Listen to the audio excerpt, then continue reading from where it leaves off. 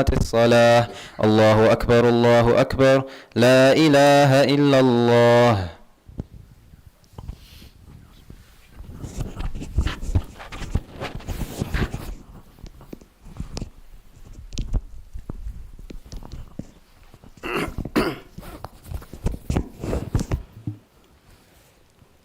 الله أكبر.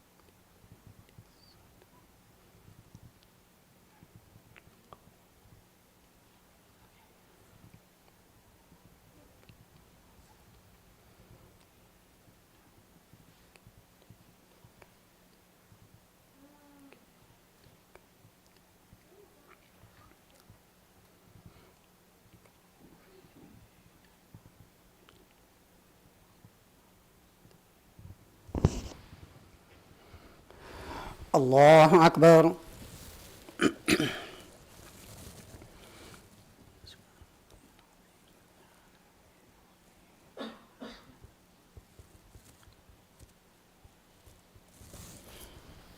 سمع الله لمن حمده.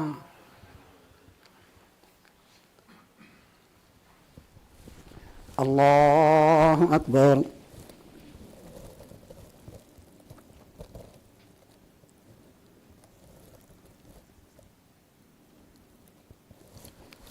الله أكبر. الله أكبر.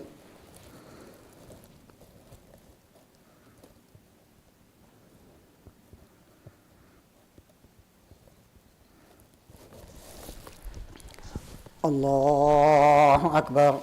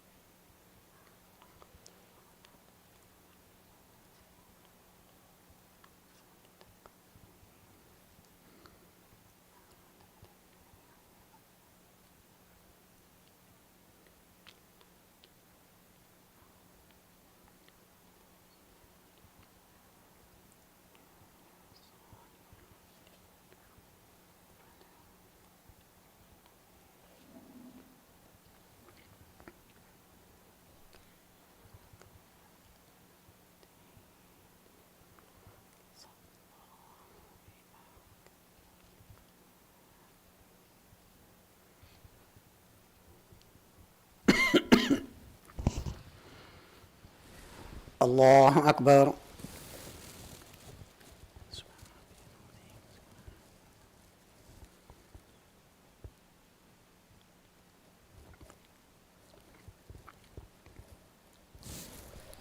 سمع الله لمن حمده.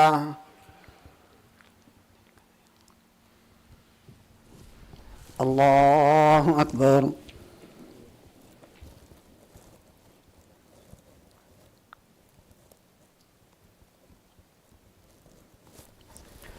الله أكبر. الله أكبر.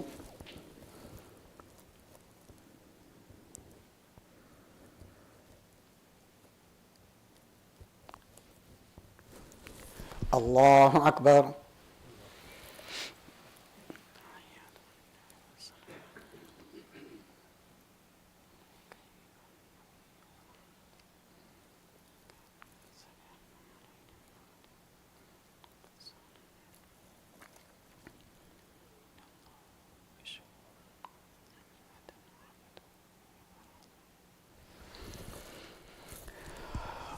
الله أكبر.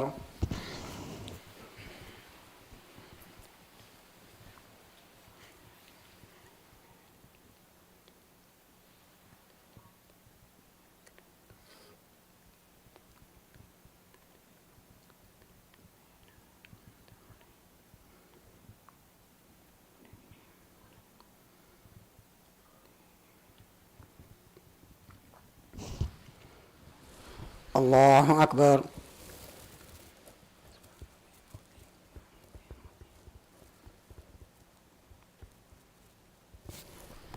سمع الله لمن حمده.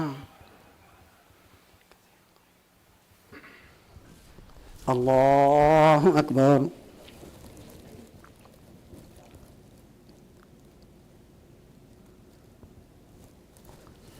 الله أكبر.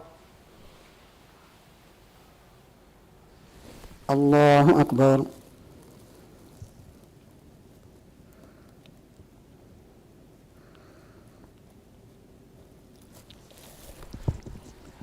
الله أكبر.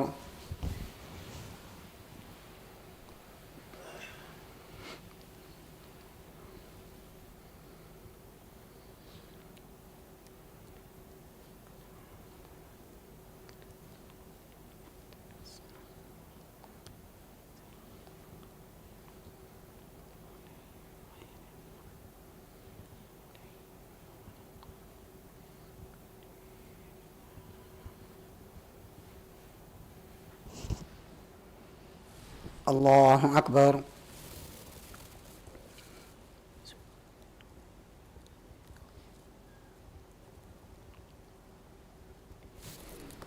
سمع الله لمن حمده. الله أكبر.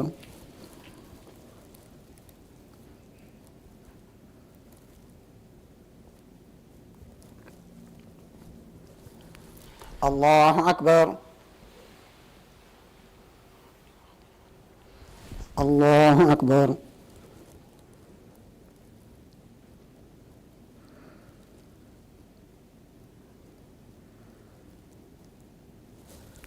الله أكبر.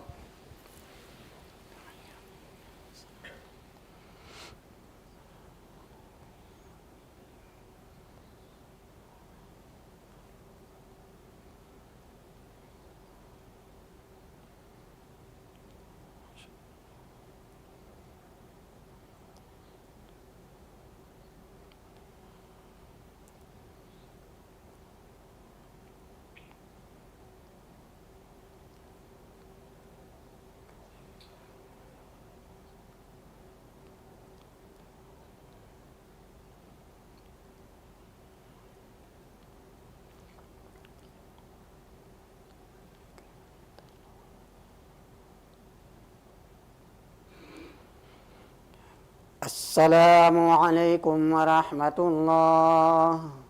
السلام عليكم ورحمة الله.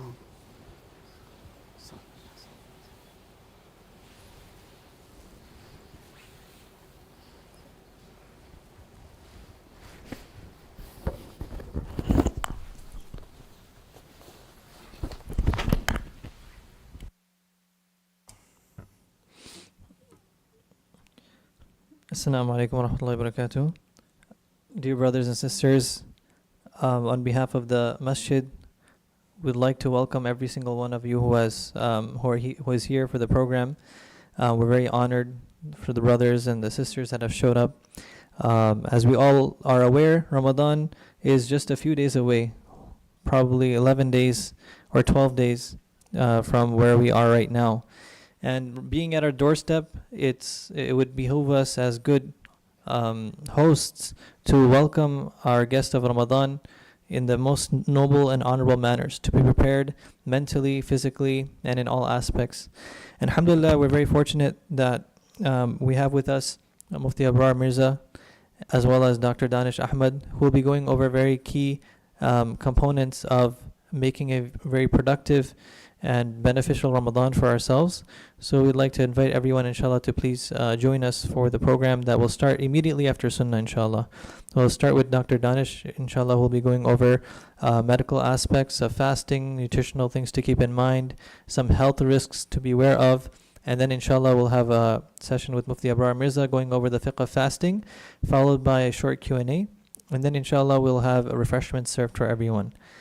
Another announcement to make, inshallah, we are having it from today onwards. Our Asr Salah will be at 4:30 p.m.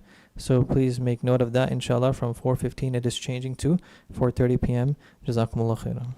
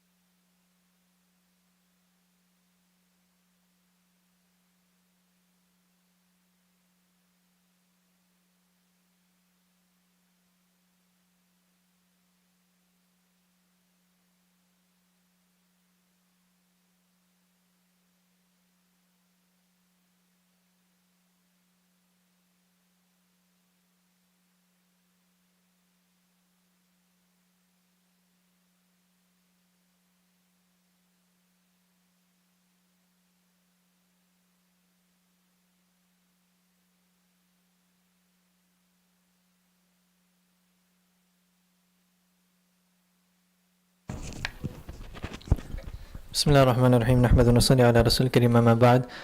One of the things that we learned from the Prophet ﷺ was his behavior towards the blessed month of Ramadan.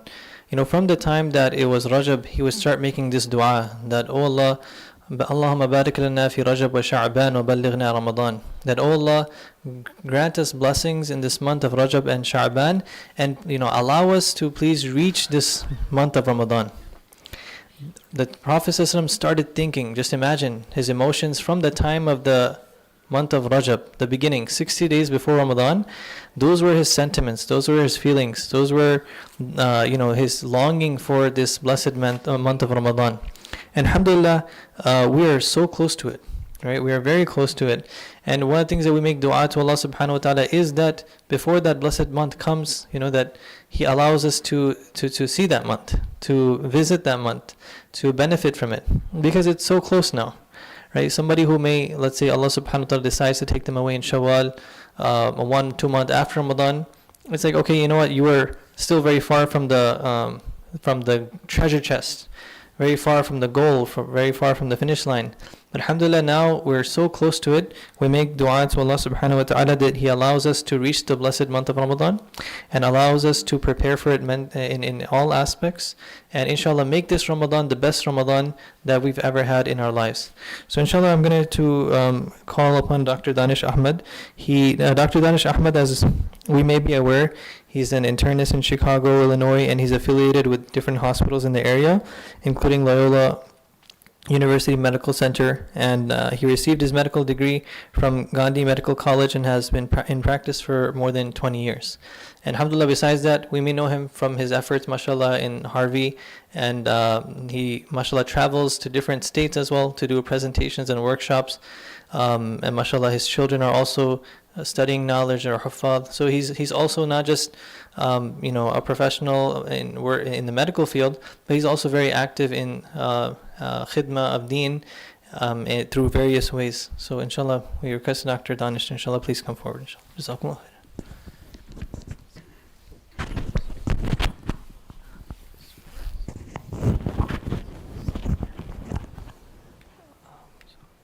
Advance. Actually, I don't know.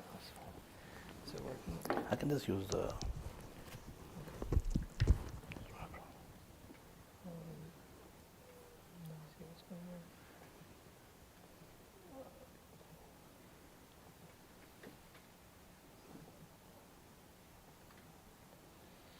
It's not moving. Yeah. Yeah, it's moving. I can use those. Okay, so it goes up and Yeah, down. I can do it, inshallah. It's working also. No, it's not working. I think That's it's I can use press that. up and down. That's not a problem, inshallah.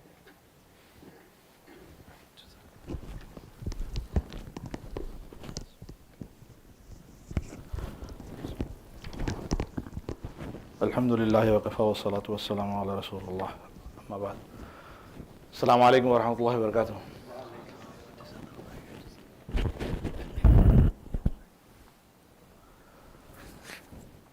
As Maulana Salman Sahib was mentioning that Ramadan is around the corner. We have maybe 10, 11 days, 12 days. So like we are supposed to prepare ourselves spiritually and be ready for the month of Ramadan, similarly we are also, it'll be better if we are prepared physically also. So I'll cover that topic today, inshallah, how we can have a healthy lifestyle in the month of Ramadan, preferably starting now so that we are in the groove by the time we reach the month of Ramadan. And so few things, if you look at it overall, healthy living is really not very difficult. It is in fact something that would come naturally to a lot of people. But just based on the time and place we are living in, we live in a place and time of luxury, right? We have a lot. So it boils down to what would be a natural way of life that people would live, and that's what we are trying to do.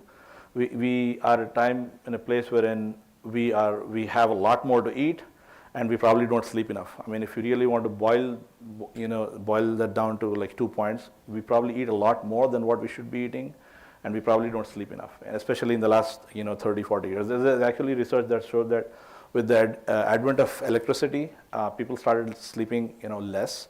And then now in the last 15, 20 years, with the advent of internet, people are sleeping even lesser. And that's causing a lot of problems with people's general health and even specific problems. So inshallah, we're going to cover some of those topics. So this is the overview of what we're going to cover today. Balanced, healthy diet and how we can stay hydrated, or we need to stay hydrated. Maintain good sleep hygiene. And some major medical issues that, diabetes, hypertension, pretty common nowadays. So we'll talk about, how we can handle those, especially people who are on insulin, and then some other common medical problems, and how we have to make some small adjustments to make sure that we benefit from the month of Ramadan. So first thing, balanced, healthy diet. So if you don't remember anything from this whole conversation today, just remember that we eat a lot. Like in general, Americans eat a lot.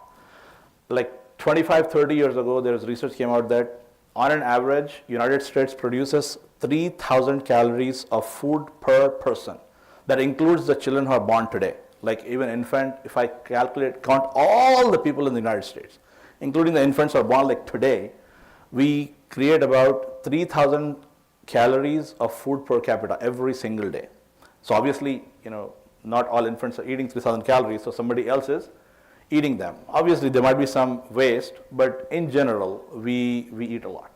And there's a lot of advertising of the food. This is probably the country wherein we have most advertising of the food. Like usually you don't see that. There's like a saying, if you go to Europe, Europeans say that Americans are, again, like I'm not talking about the Americans, who are here, right? Okay, so just forgive me, people are outside the masjid. They say that they are fat, they're loud, and they're stupid. I don't know, we should not be, making blanket statements, but in general, yes, we are definitely the most obese country in the whole world. There is no question about that. So we eat a lot. So a balanced, healthy diet is a key for our overall health. We have to get that under control. On an average, most of us will probably be fine if we have about 1,800 to 2,000 calories of food per day. If you're smaller built, maybe even 16 to 1,800. So, but we eat way a lot more than that. That's the reason why we see the obesity pandemic that's happening like all over the world, especially in the United States. And in general, the way it was supposed to be that in the month of Ramadan we were supposed to be fasting, but unfortunately, with affluence, we almost have changed that the spelling of fasting to feasting. And there's so much food.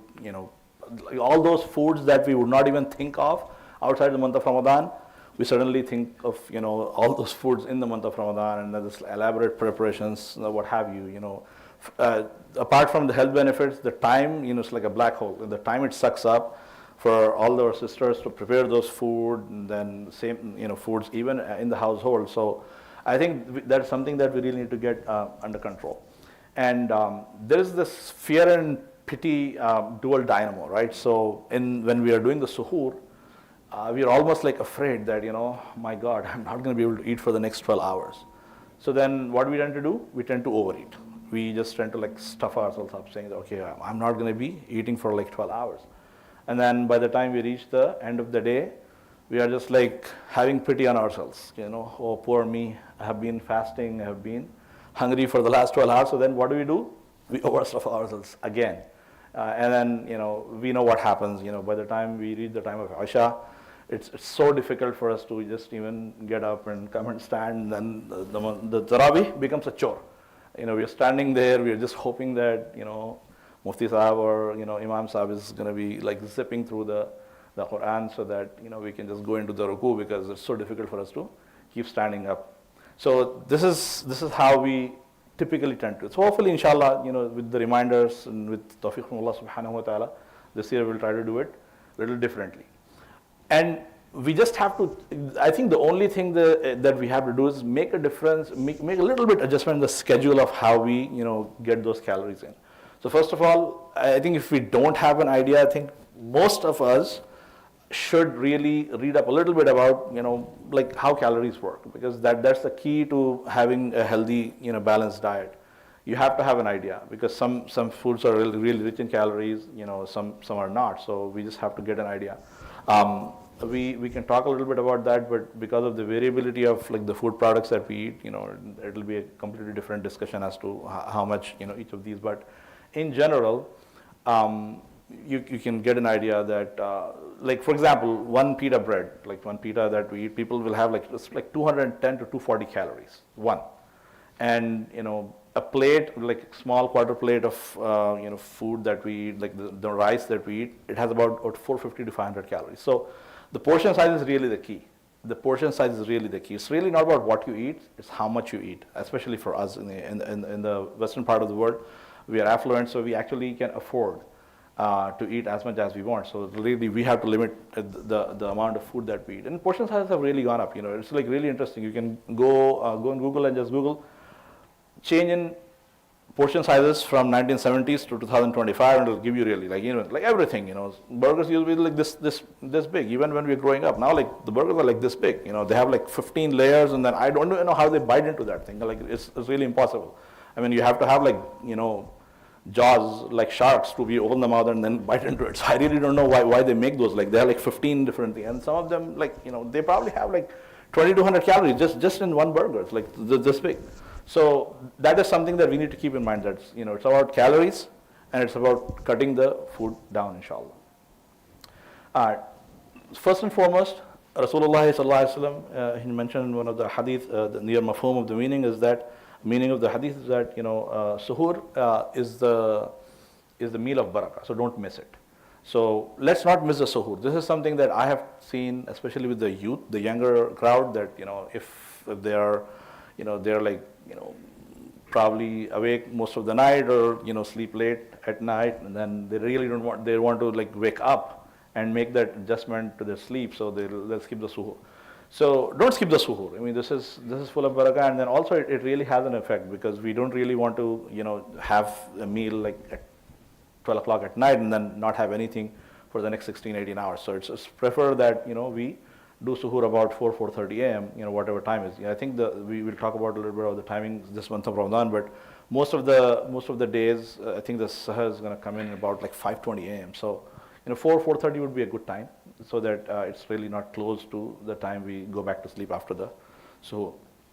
And in general, and specifically in month of Ramadan, in the suhoor, we should try to have balanced diet which consists of some complex carbohydrates. So there's a concept of glycemic index. So for example, if I give you like pure sugar, if I give you like 2 spoons of pure sugar, and then you just took it directly, or you add in the water, it pretty much immediately is absorbed into your bloodstream from your stomach. It's like there is really nothing for the body to do. It's already broken down into the most basic part.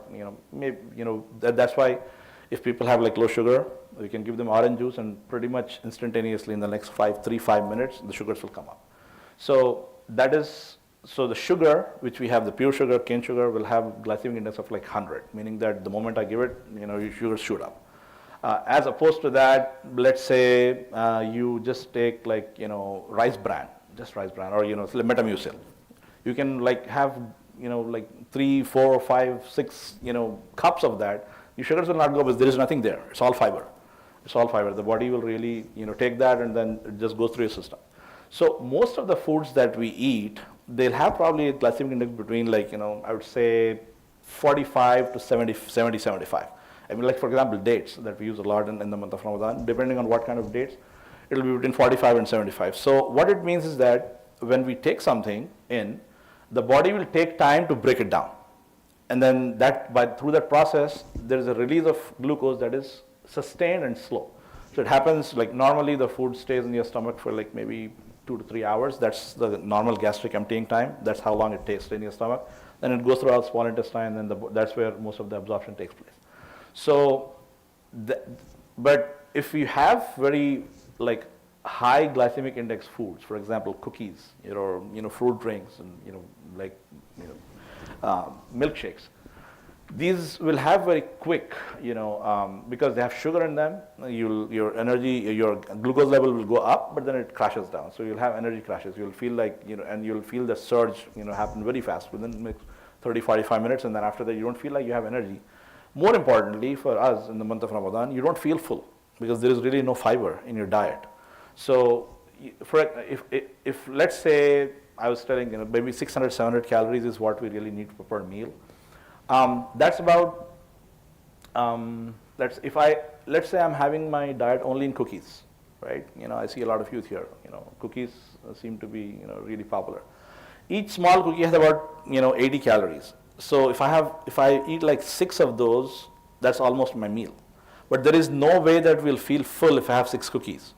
And you really are going to start feeling hungry after like, maybe hour and a half, because there is really nothing there in your stomach. Because the body didn't really need to do anything. It's already broken down, goes into your intestine, khalas, there is nothing there. So you start feeling hungry, and then you eat more.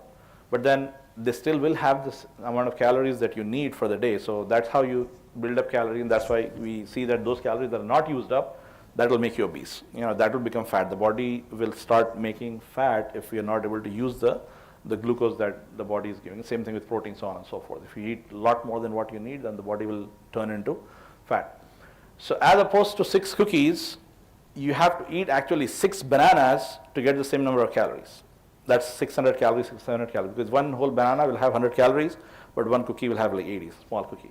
So, most of us will not be able to eat more than like 3 bananas. If you're just say that you're having like, meal full of just bananas in the morning, we can't eat more than 3.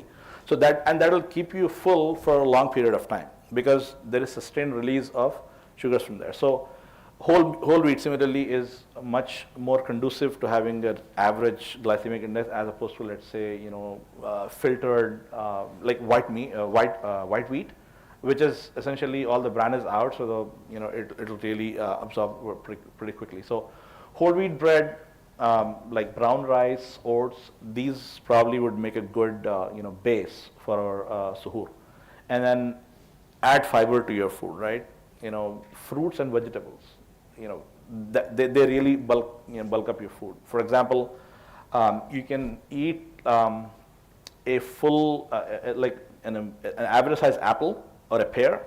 It'll probably have about 110 calories, right? So if you have, like, let's say one pita, whole wheat pita, then you have a small serving of vegetables with it, and let's an apple or a pear.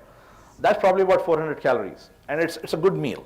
We can actually stay on that for like 4-6 hours. So we have to add those things. So bananas are good, oranges, apples, pears. You can have at least one fruit in the morning. It adds bulk, it adds hydration, and it makes you feel full. And alhamdulillah, Allah subhanahu wa ta'ala has made the fruit such that the glycemic index of, even though they have sugars, your sugars don't go really up really high. Even for diabetics, you can actually eat as much fruit as you want. It's not a problem. You can typically, when I say as much, like, you can't eat like 4 kilograms of like a pear, but in general, even if you have like 1 or 2, 3 servings of fruit, it shouldn't really get your sugars too high, because there is enough fiber and water with the amount of glucose that you're taking in. So that's very important. And for those of us who are like compulsive carnivores, like myself, we can't really like live without meat. Like like if the house is burning, then we think like अरे fridge में अच्छा गोश्त रखा हुआ था बोल के. So that like really becomes a problem. So for them, if you really are a compulsive carnivore, you absolutely have to have meat, then try to stick with lean meats. So if chicken breasts, they don't really have a lot of fat. Similarly, fish is really good. And eggs, they're not like meat per se, but they're like, let's say, pre-meat. If the chicken came out, of the egg, probably it would become meat someday. So you can say pre-meat. So it's a pretty good source of protein. So those two things, if you have balanced amount of carbohydrates and proteins, about 30% of your diet. So let's say you are having a 600 calorie meal, you can have about 200 from the meat. A rule of thumb is that like an average deck of cards that we see, playing cards that you probably have seen, or you can say Uno cards, average deck, that size of meat will probably have about 400 calories, 300 to 400 calories. So you can plan accordingly. So you can probably have not more than 2 of those, including the morning and the evening. That should give you enough protein. And more than that, you're just basically peeing it, because the body will not be able to absorb it. So most of the protein breakdown products will pass through your kidneys. And And then milk protein is good, yogurt, milkshakes, in the morning, they're fine. And then definitely what we need to avoid is spicy, fried and fatty foods. So I tell people that, that's probably like, the physicians here, I see some physicians, like when we have like Muslims who come to us with chest pain, so not normally when you're working the ER, right, there's like when people have like severe chest pain, there's a differential diagnosis. Differential diagnosis means that you think of what things can go wrong. So we think like heart attack, myocardial infarction, we think like pulmonary embolism. For Muslims, it's like pakoda. Like, you have like this really, fatty starch, like fried food stuff, and then immediately after that you go to sleep, and then you wake up, you're having heartburn. And unfortunately, it does feel like sometimes, especially if you're older, you really have to think that, this might actually be something with your heart, because the same nerves that supply your esophagus, is the same nerve. Like basically, the vagus is the nerve that supplies your heart and your esophagus. So that's why sometimes when you're eating and you kind of like don't swallow properly, and then the food bolus goes down, like it didn't really coordinate with your swallowing. You feel that food going down your stomach. You feel really bad pain. That's exactly what happens. So definitely that's what we need to avoid. Both in suhoor and iftar, especially so if you're going to be sleeping, if you're going to be having that like really heavy fried tacky food, after that if you're going to sleep within like 45 minutes to an hour, it's a bad idea, because that's really going to give you pretty bad heartburn. Some practical considerations, as I said, don't overeat. I'm not kidding. My beard is almost gray now. I've been practicing for like 20 years now. I still have to treat someone for not eating enough in Ramadan. Kid you not. I have never encountered a person who actually had to break a fast because they did not eat enough.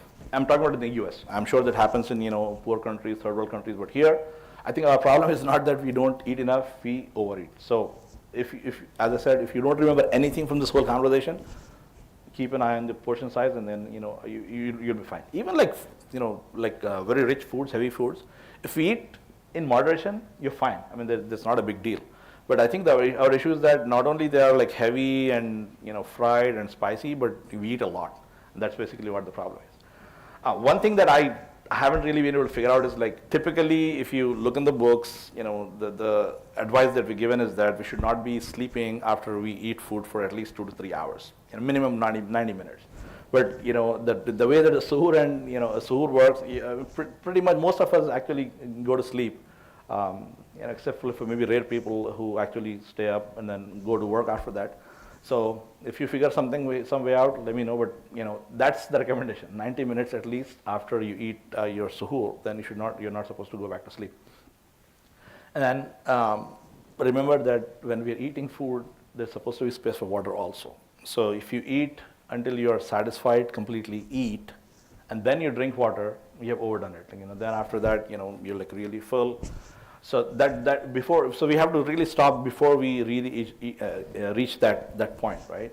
And that is something that is training, because in general we tend to eat, we sit, we're talking, eat, and then we don't really realize. But when we actually go and get that tall glass of water, when you drink that, that's when you feel like, okay, you really feel full. And you should not have that feeling, because if you're feeling like really, like you're full after that glass of water, that means that we ate more than what we should have, in the meal itself.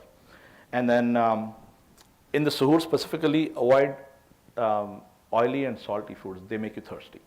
Because if you take a lot of salty food in the morning, then the body will need enough amount of plain water to get your sodium levels back to normal. So that's a thirst mechanism. So you feel thirsty. Same thing with oil. If you probably feel sometimes you have a heavy meal at night, and then when you wake up in the morning, like really your tongue is so dry because your body needs more water to hydrate. So then we can switch gears and go to medical management. So if you have like medical issues, how to manage. So most of the medications can be taken twice a day, pretty much. I mean, I can't think of like maybe people who have had a transplant and they're like transplant medications, maybe they really need to be taken, on a particular schedule. Other than that, nowadays we have antibiotics. Pretty much nobody gives like, penicillins that used to be the norm like 30, 40 years ago. They used to be taken every 4 hours, 6 hours, every 6 hours. But now pretty much everything is either once a day or twice a day. So you can do well. Most oral meds and insulin also can be taken as suhoor. I think the common question that comes up, for Muslim physicians is like, how to manage insulin. So one thing to keep in mind, typically, like now the standard of care all over the US is when people have diabetes and they are on insulin, they'll be on something called a basal bolus protocol, meaning that you get like a bolus insulin. So normally, an average person's body will make about 30 units of insulin intrinsically. That's how much we use every day, most of the normal people. So what we do is we give them like one bolus of insulin. Typically it's given in the evening. So we say right around your evening meal time you get like maybe 30, 40. Sometimes depending on insulin resistance, people may need even more, like 50, 60 units. But typically that number is between 30 and 40. So we give that one bolus. What I tell people is that try to take that bolus in the evening, not in the morning, because when you take something in the morning and the sugar start dropping, that's when you end up in trouble because you can't really eat for the next 12 hours. So try to take the bolus in the evening. Typically that's how it's dosed, even otherwise people who are not fasting also, but sometimes they do it in the morning, so you can speak to your doctor and then switch that so that you can get the bolus in the evening. And then the 3 meals that we normally take, you take something with that. That's the basal insulin, right? So that's when we try to counteract the surge that's going to happen because of the food we eat. So we usually give like maybe 6 to 8 units, before that meal. So all you have to do is take that before your suhoor, and then you should be good. And then you don't have anything in the afternoon, so you can even skip insulin if need be. But again, before you skip, you speak to your doctor, because what I'm giving is general advice. Maybe some people have like really brittle diabetes, you need something. So we can talk about that, but in general, if you're not eating and you skip that 6 to 8 units, should be fine. And then you can continue that in the evening, right before your iftar, you can take your basal insulin. And then the bolus, the big bolus that you get, typically try to have that, about like 8, 9 p.m. so that it runs through the course and then you're good for the next 24 hours. So that's. And in general, if you're really eating less, that should be the aim. If you're really eating less, you can actually cut down your insulin by 20%. But if you are really still, eating naharis and biryanis and pakoras and, there is really no need to adjust insulin, because you'll probably have calories that are going in, probably even more sometimes. Unfortunately, in Ramadan, we tend to overeat. So that's pretty much the gist on how we manage insulin. Always keep glucose tablets with you. I mean, that's general advice, even for people who are not fasting, even outside the month of Ramadan. If you're diabetic and you are insulin, you should have glucose with you. So sometimes people can have very unexpected reaction because of hypoglycemia, but low sugar. So some other common conditions, blood pressure is pretty common. Like maybe 25 to 30% of U.S. population is actually hypertensive. You can take most of the hypertension medications twice a day. Even if you are scheduled to take something like 3 times a day, it's completely okay. It's like much easier to skip one of the antihypertensives as opposed to insulin if you have like really bad diabetes. So we can take them twice a day. People who have seizure medications, they should make sure that they remember to take the medications. That's one of those things that can cause problems. So, and most of the seizure medications, again, they are either given, they can be easily spaced out, both morning and evening. Heart failure in dialysis patients, one thing that to keep in mind is, in general, we, like an adult male and adult woman, man and a woman, we need about, I would say 8 to 10 cups of water. I'm not talking about all beverages, water only. So if you include like the teas and coffees and other fluids that come through fruits and vegetables, it comes to almost like 3.5 liters. That's almost 16 cups. So this is about 250 cc's. The small little bottle I'm showing. So the small paper cup that we see, the white ones, that's 250 cc's. So about 8 to 10 of those is what we need to drink in general. But if you are on dialysis or you have heart failure, then that's all you can drink. That's including other beverages. So that's the difference. So normally I can drink 12 of these, 10 of these, and be fine because my kidneys are functioning fine, my heart is fine. I can handle that fluid overload apart from the beverages. But if somebody is diabetic or somebody is on dialysis or they have heart failure, they probably start gaining fluid. Same thing if you are diabetic, if you are hypertensive, and if you have like if you are on dialysis, heart failure, always manage your fluid, but also again remember salt. A lot of the foods that we make in Ramadan, they're like really, really heavy in salt, so that will absorb water, they'll keep water, so you'll start retaining water. So that's something to remember. And then blood thinners, unfortunately, is becoming pretty common. A lot of people have, thrombosis now, like history of blood clots in the legs or lungs, or they are on medications for their heart that are blood thinners. They can be taken once or twice a day also. Some of them are once a day, some of them are twice a day. Not a big deal. Thyroid medications, you don't need to skip. You can take those. And I mentioned earlier antibiotics. Most of them actually can be taken, once or twice a day. Then one special scenario, asthma and COPD. There are some specifications as to what you can or cannot take. So I'm going to let that for Mufti Saab to talk about. Depending on like the particulate matter goes in or not, it may affect your technically the fiqh of fasting. He's going to talk more about that. But in general, if you are the aim should be in the month of Ramadan. If you are asthmatic, if you have COPD, try to avoid having an exacerbation. That should be an idea. So anything that that causes a trigger, if you know that you go into cold, you get triggered, or there is a particular place, or dust, so on and so forth. Try to keep away from those that will trigger you. And also, we can be on like maintenance inhalers. So there are two kinds of inhalers. One is called a rescue inhaler. That's when people are actually actively wheezing.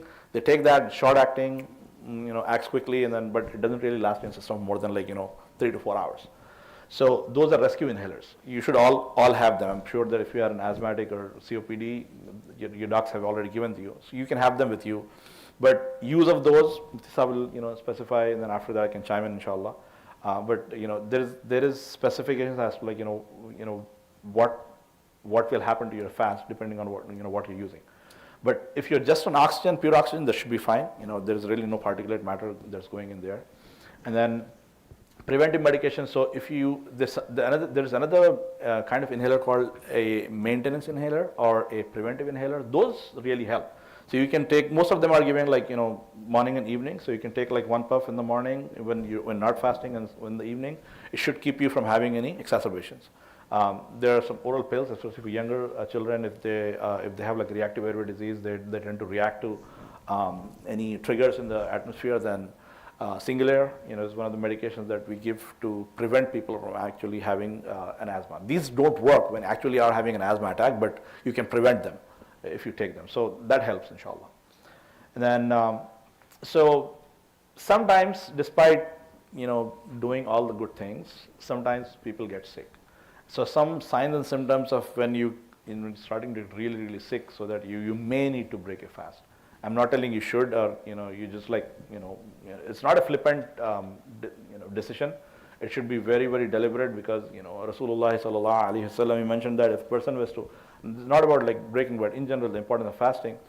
If a person were to miss a fast, the first fast in the month of Ramadan, even if that person were to fast for the rest of his life, they will not be able to make up for it. So that's for not without any uzr. But here, if you have a reason, but that's what we are trying to define. What is a good reason for a person to break a fast? So Mufti Sahib will go more in detail about the technicalities. But in general, if you think that you are going to die, and when you said not just you think, but you know by signs and symptoms that something's really wrong with you, then Allah Ta'ala has given us the latitude that we can break the fast. So how do you know that? Some things, if you have like really low sugar or really low blood pressure, that's when you have to take something, or make an intervention, right? So the feeling, the symptoms are, you feel really lightheaded, you feel cold and clammy, you feel like you're about to faint, you feel like really, especially if you're walking, if your sugars are really low, you feel like you're walking on cotton. You feel like it's really, everything is soft underneath your feet. That's a very classic feeling for people whose sugars start dropping. You start seeing like black spots, or sometimes like bright spots, like they say it's like stars in the day kind of thingy, and then obviously actually if you faint. So typically the culprits are either too low blood sugar or too low blood pressure. So if you are a diabetic and you are on insulin, or even otherwise, you should have a glucometer with you, so that people can check your sugars. If it's really low, then we can correct this. severe chest discomfort, again, excluding the pakoda example, I mean, sometimes people actually really have, something bad happen. So if you have very severe chest pains, palpitations, and you feel really short of breath with these above symptoms, then definitely, you should seek care. And if you're really high fever, if you're really indisposed, then, that's, if you feel that, again, when you have high fever, plus all these things, just a fever probably does not absolve you of the fast, but if you have a fever and then you're feeling all these things, if you already, then maybe if you have like your pressure goes down, your sugar goes down, maybe you're getting septic, maybe something's bad happening with you, then maybe you can break the fast. And then, so typically if you're like measuring your blood pressure, if you have like a, ambulatory blood pressure machine which is pretty common nowadays, if your systolic is less than 90, meaning that the top number is less than 90, starts going like 70s and 80s, and that's when you start feeling dizzy and lightheaded. That shows that your pressure is dropping. So that is something to be concerned about. And then just as a side note, typically most of the symptoms of a stroke, when people are actually having a stroke, meaning lack of blood supply to the brain, it can mimic. So your low blood sugars can mimic a stroke. All the symptoms that people have with stroke, like slurred speech, blurred vision, not able to like walk or not able to coordinate, all those things can happen with really low sugars also. So just to keep in mind, inshallah. So we talked about the suhoor, and then we talked about like what happens during the day, and then now we come to the iftar and the dinner. So again, a reminder: eat in moderation. We tend to overeat. Start with dates. There's a sunnah, drink water. Dates are actually really excellent. Most of the dates have a glycemic index of like 50, like 45, 50. It's right there. So it gives you enough energy, but it won't like give you that energy, spike and crash. Then avoid sugary energy drinks. I think the youth is sometimes like really into this, like energy drinks like Red Bull and Monster and what have you. Not good for you. I mean, they really cause those energy spikes we talked about. Your sugar level, your energy level goes up, but then you have like energy crash. Aim for 250 to 300 calories. So this is something that is variable. I just put in some numbers there, but in general, there are two ways to do it, right? One is that you can just eat a date, drink water, go to Maghrib. You haven't really like had a big meal, and then you can go and have like a proper meal. But this whole idea of, I'm going to have iftar, and then iftar is like good 600 calories, and then you go to Maghrib, and then you come back home, and then you have like 1,000 calorie meal. I mean, that's a recipe for disaster. That's typically what we do, unfortunately. So we have these special foods that we have for iftar, these like pakodis and dahi badas and all that, and then you have like a good meal, proper meal. I think we should try to combine that. Either you can have a like good 300-400 calorie meal right then and there if you have time. Some masajid give time. They're like 5-7 minutes before we start the Maghrib salah, after the time for the iftar comes. Or you can have like a really basic iftar. You can just like have a date and drink some water. Especially the ones who are healthy, who can really manage going to Maghrib and coming back. Then maybe just have one meal. That will really help you limit the calories, because otherwise, typically what I have seen is that when people have an iftar, I don't know of anyone who does like only 250 calories. I mean, it's really almost impossible, because our portion size are so big nowadays that even like a small iftar that we have, it'll still be 200-300 calories. So if you really want to do that, that's what you should stick to. And then the dinner, aim for 500 to 600 calories. And there is a reason why I'm telling this, because most of us probably will feel the need to have something after Taraweeh. So we can have like a little bit for that, maybe 250 to 300 calories left for the rest of the day, so that we have something that we can fall back on. Same as suhoor, whole grains, lean meats and vegetables, and soups, fruits should be part of our diet. So choose for something that is steamed, baked, or boiled or fried. I mean, that's this is for the sisters. Especially if you're in meal prep. And then if you can make something baked versus boiled. For example, most of chicken can be baked as opposed to fried, and it'll still be pretty crunchy. So that's something that we can keep in mind. So usually at this point, normally of my presentation, some people have seizures. They'll feel like, what did just happen? He did not talk about like biryani and halim and nahari and samosa and pakoras and pizzas and burgers and fries. Like, how are we going to really survive the whole of month of Ramadan? Because he said that just eat boiled, like lean meats and all that. And then sisters, they're thinking like, what is my role in the cosmos, my universe? If I cannot really prepare food, if I'm not going to spend like 90 minutes right between Asr and Maghrib, then really, and then the brothers are thinking like, to be or not to be, like, should I be alive? If I cannot eat all these things, it's month of Ramadan, then like, what's the point, right? So this is the most important slide of my presentation. I have good news for you. All those things that we talked about, we can eat them. But there are two conditions. One, you really need to know how many calories are going in. And two, do it on a day that you can sleep a little bit more, right? That means that you should probably have like maybe 3 or 4 of these in the whole month of Ramadan, not every day. So you have like, it's a weekend, you go somewhere, then you have like a little heavier meal, that's fine. But what happens is, unfortunately, it becomes like, and mashallah, the society, the community is so big, especially in the Chicagoland area. We have like friends and family and so many masajid having, iftars and dinners. It almost becomes like a whole month, feast. Like every single day, you're like going and stuffing all this like really bad food, like really, really bad food. And this should be legal, honestly. Most of this food should be legal because, I'm sure that some of the physicians here, I think we should actually do a study that how many false ER visits actually Muslims do. It will probably in like millions of dollars every year, the amount of money we spend. Because we just like, people have bad heartburn, Every single month of Ramadan, I get calls saying they're not feeling well, went to ER, nothing, just that, don't eat too much. So we already knew that from before. So those are two things. You got to maintain the calories and, do it on a day that you have a little bit more time to rest. Post-Tarawih snack, we talked about, again, try to avoid fatty, fried, spicy food. Limit to 200, 250 calories. Maybe a small, snack of ice cream is fine.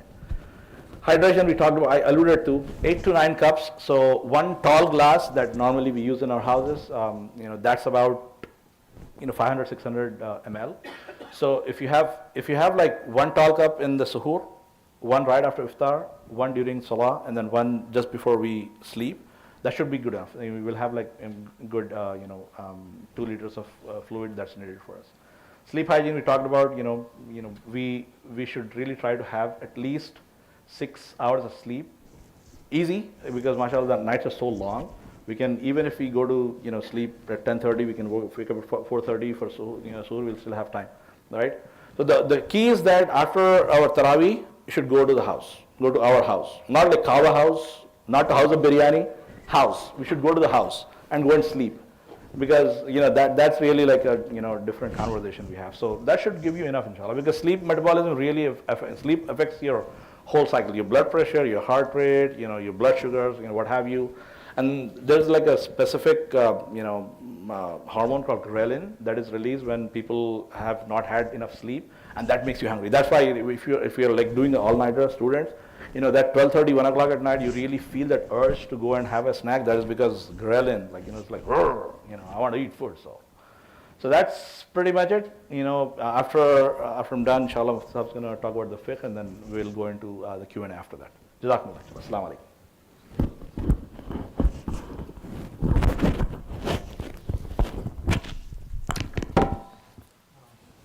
Jazakallah khair, Dr. Danish, for that very informative and enlightening session.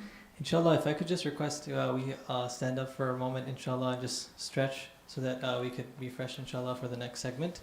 I'm very happy that Dr. Danish said that we could eat burgers and pizza and this and that, because if he said that we can't eat it, I was going to be afraid to announce what we're having for refreshments afterwards. But alhamdulillah, he said that we can have those. So there is going to be burgers, inshallah, that's going to be served to everyone. After the next segment, inshallah, we'll have a short Q&A, and then once we're ready, we can have a seat, inshallah.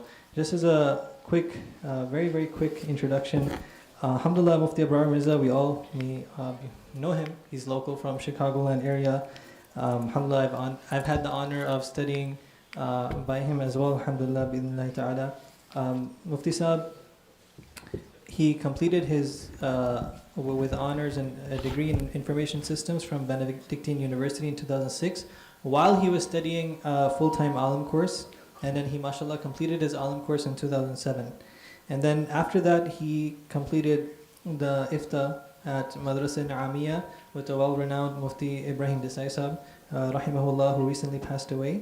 And currently, Mufti Abar Mirza, as we know, he's the founder of the American Fiqh Academy, very phenomenal research papers. If we ever want to look at a lot of modern day masail that are backed with not just research from the Islamic heritage, but also by medical studies and professionals, and do please visit that. He's active in writing fatwa as well, and currently he's the head mufti of Darul Ifta Chicago, where he's training ulama to become muftis. So may Allah subhanahu wa ta'ala accept all the khidmah that Mufti Sahib is doing. Inshallah, give me that mic, inshallah.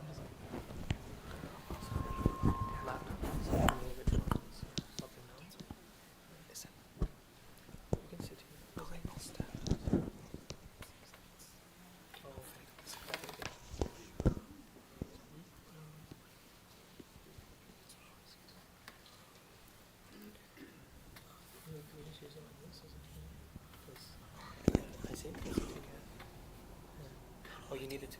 Yeah, I think just download it. Open this up. Just get marks. That's what's happening.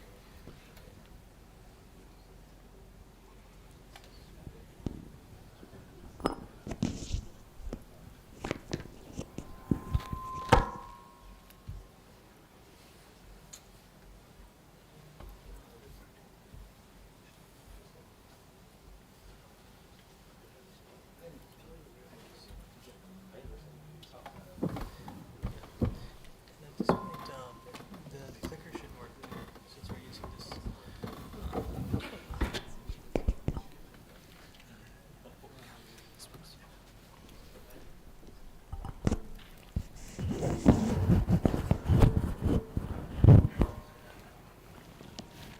السلام عليكم ورحمة الله وبركاته.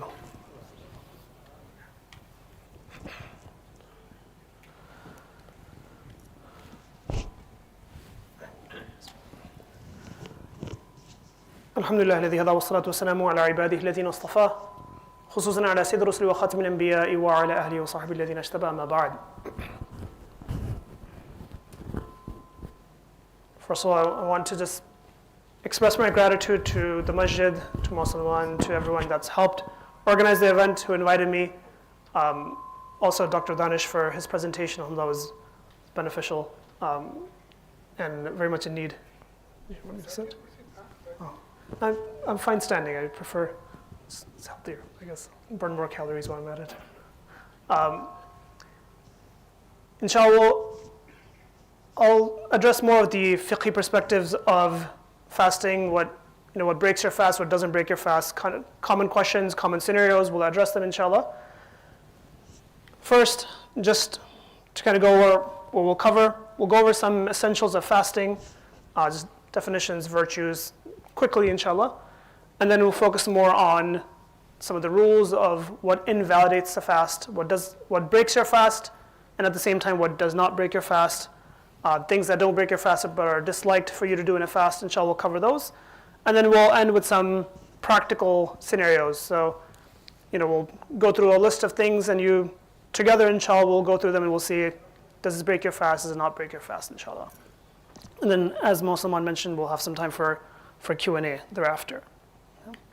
So, on some of the essentials of fasting first. When we're talking about fasting, Sawm, there's a linguistic definition, and then there is what we call an istilahi or a legal definition within the Sharia. In its pure linguistic definition, Sawm means to withhold from actions, speech, or both. In Surah Maryam, Allah subhanahu wa ta'ala narrates and says that فَكُلِي وَاشْرَبِي وَقَرِّي عَيْنًا فإما ترين من البشر أحدا فقولي إني نظرت للرحمن صوما فلن أكلم اليوم إنسيا.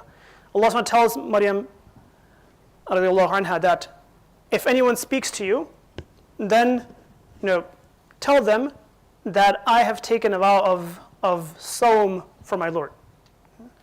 That I am observing Sawm. فلن أكلم اليوم إنسيا. So hence, because of that Sawm, I cannot speak to, and I will not speak to anybody today. That Sawm there, it's a linguistic sense of that abstention. And it's a type of fasting that we don't have within our Sharia, of abstaining from speech, but that's what is meant there. Within our Sharia, what is meant by Sawm is withholding from eating, from drinking, from marital relations during the fasting hours, which is from the start of Fajr time until the start of Maghrib time. Okay? So from the beginning of dawn until the sun has fully set. Okay? Those are the fasting hours, and to abstain from that within those hours. Okay? And the ruling varies based off of what type of fast we're talking about. We know Ramadan fast is farad, of course. There's other fasts as well. Inshallah, we'll cover them in the next slide. And the purpose here, Allah SWT mentions in the Quran, is for us to attain taqwa. Okay? That if we learn to control ourselves and stay away from that which Allah SWT has otherwise made halal, that if we stay away from those things, then inshallah we'll be able to control ourselves and stay away from those things which Allah has made haram. Right? If a person has that power over their nafs, and a person has that cognizance of Allah subhanahu wa ta'ala and that fear of Allah subhanahu wa ta'ala, that they stay away from that which Allah has otherwise made permissible, then that person will build the capability to stay away from what Allah subhanahu wa ta'ala has in general made impermissible. And this is mentioned in the Quran. And we know that it's not simply just the leaving of the food and the leaving of the drink that is what is rewarding, but it's the act that we do that for the sake of Allah subhanahu wa ta'ala that is rewarded. And that taqwa we'll see within our life, where if a person gets builds that capability to control themselves, to stay away from haram, or to stay away from even halal when Allah says to stay away from it at that time. That a person will build that muscle so that even outside of Ramadan, in Ramadan, outside of Ramadan, those things that Allah has said to control, whether it's our gaze, whether it's our speech, whether it's how we think of people or how we speak about people or whatever the case may be, that a person will then build that capability to control themselves. Yeah? And inshallah, with that person will increase in their taqwa. And the way a person can realize that if the purpose of their fasting was to build that taqwa is, look after Ramadan. If after Ramadan a person sees that they've become a lot more particular about how they act, about what they say, about how they behave, then inshallah that just not just the rewards, but that practice that they gain during Ramadan, inshallah they can see that that they have built that muscle. In terms of its one other aspect I'll mention is the rewards of Ramadan. Inshallah, I won't spend too much time on it because Ramadan is coming up. In the khutbahs, inshallah, you're going to be hearing about the virtues of Ramadan and such, so inshallah we won't get too much into it. But know that it's mentioned that كل عمل بني آدم له الحسنة بعشر أمثالها, that every good deed that a person does, the rewards of it are multiplied 10 times, إلى 700, up to 700 times. Every good deed, Allah multiplies that. Okay, except for fasting. For that, Allah SWT mentions إِلَّا الصَّوْمِ. Okay? فَإِنَّهُ لِي وَأَنَا أَجْزِي بِهِ. In a hadith Qudsi, the Prophet mentioning that Allah SWT says that except for fasting, for that is for me, and I will reward it. Okay? That there's no specific multiplication that's been mentioned for the virtues of fasting, because Allah says, this is for me, and I will multiply. Abdullah ibn Umar radiallahu anhu mentions that as-siyamu lillah, that the fasting is for Allah subhanahu wa ta'ala, لا يعلم ثواب عمله إلا الله, that nobody knows the full reward of fasting except for Allah subhanahu wa ta'ala. But we have been given some indications though, some things that have been mentioned to us, and some things that we can understand.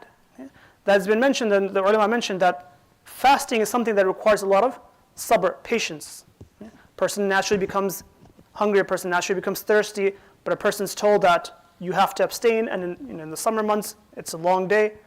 But a person, when they're fasting, they have to maintain certain amount of patience. Right? A person has to be And the hadith mentions also about, if somebody's arguing such, the person says, you know what, I'm not going to get engaged, I am fasting. Right? It requires a certain amount of sabr that you need. And the thing with sabr is that Allah SWT mentions in the Quran that إِنَّمَا يُوَفَّى الصَّابِرُونَ أَجْرَهُمْ بِغَيْرِ حِسَابٍ, that those who have patience, those who are patient will be rewarded بِغَيْرِ حِسَابٍ, without any limit. Okay? And this fasting is something that requires a lot of sabr. Hence, there has been no specific multiplication of rewards that have been mentioned for it. It's, inshallah, for us, this reward will be بِغَيْرِ حِسَابٍ, without any limits to it. Okay? Imam Ahmad mentions a hadith, Ahmad ibn Hanbal in his Musnad mentions a hadith, says that إِنَّكَ لَن تَدَعْ شَيْئًا اتَّقَى اللَّهِ إِلَّا آتَكَ اللَّهُ خَيْرًا مِنْهُ, that you will never leave anything for the sake of Allah subhanahu wa ta'ala, except Allah subhanahu wa ta'ala will give you something better for it. It could be in anything. Person says, there's this job opportunity, but it involves something haram, person leaves it. Okay? Allah will give them something better. Likewise, in this case, for fasting, what happens, a person leaves their food, a person leaves their drink. Why? Purely for the sake of Allah subhanahu wa ta'ala. The natural state in the person is that you want to eat, you want to drink, but they're leaving this purely for the sake of Allah subhanahu wa ta'ala. And anything that you leave for the sake of Allah subhanahu wa ta'ala, Allah will give you something better for it. And hence it will be said to us, inshallah, when we're in Jannah, it will be said, كُلُوا وَاشْرَبُوا هَنِيًّا بِمَا أَسْلَفْتُمْ فِي الْأَيَّامِ الْخَالِيَةِ, eat and drink now because of what you used to do in the past. That we have left the food and drink in this dunya during the month of Ramadan, in the times that Allah told us to do so. We left that food and that drink for Allah. Allah gives us something better for it, which is then will be the food and the drink in Jannah. Okay? On that hadith and the reward of where Allah mentions in the hadith Qudsi that I will reward, أَنَا أَجْزِي بِهِ, I will reward the person who's fasting for their fast. Sufyan ibn Uyayna rahimahullah, he mentions and he says that one of the rewards that that inna thawab as-saim la ya'khudhu al-ghurama fi al-madhalim bal yadakhiru Allahu 'indahu, that one of the rewards of fasting will be that on the day of judgment we know that there will be justice, that people who have wronged other people, whether it was somebody cheated somebody backbit about somebody slandered somebody mocked, did something against somebody's honor, whatever it may have been, that day justice will be carried out. And it's mentioned in the hadith that a person will come and they will have rewards like mountains, and people will think this is a person from Jannah. But when they're brought and they have to now take account and they say, hold on, first you need to compensate for what happened. One person will come and said, so-and-so said this about me. Another person will come, this person has backbit about me, person cheated me, person did this. For each person who's coming, it'll be said, okay, the compensation here will be, some of your reward is taken and given to that person. Some of your reward is taken, given to that person. Some of your reward is taken, given to this person. Okay? Such that eventually, that reward is given out, and if there's more people, then eventually this person now has to take, there's no rewards to give, so there's sin to take from the other person. Okay? That this will be the justice that will happen on the day of judgment. But Sufyan ibn Uyayna rahimahullah mentions that the exception there is for fasting. That the rewards of fasting will not be given away to anybody to settle debts on the day of judgment. That reward is from Allah, will be guaranteed for that person. It will not be given away to anybody else. So there's a lot of virtues that are mentioned about fasting, and we could talk about the breadth of the person who is fasting, being beloved to Allah subhanahu wa ta'ala. So many other virtues that are mentioned, but nonetheless, that we know that this is an immense favor of Allah subhanahu wa ta'ala. Allah subhanahu wa ta'ala allows us, and we make dua that Allah allows us to reach Ramadan and to fast Ramadan, and for all the fasts that we have done of previous Ramadans, it's an immense fadl of Allah subhanahu wa ta'ala He has given us, and the rewards of it are immense as well. Now, there's different types of fasts. Obviously, we know the obligatory fast, right? The month of Ramadan, fasting in the month of Ramadan, this is a fard fast. Okay? There's also sunnah fasts. So, after Ramadan, then the 6 days fasting in Shawwal, these are sunnah fasts. The 10th of Ashura, there's different sunnah fasts throughout the year. Okay? There's also, a person could just choose to fast voluntarily, just nafil. Okay? And there's also fasts that are disliked and fasts that are impermissible. So, for example, singling out the day of Saturday for fasting has been mentioned to be disliked because it resembles what the Jews do with their Sabbath, or to fast on certain days of the year are impermissible. For example, to fast on the days of the two Eids it's not permissible.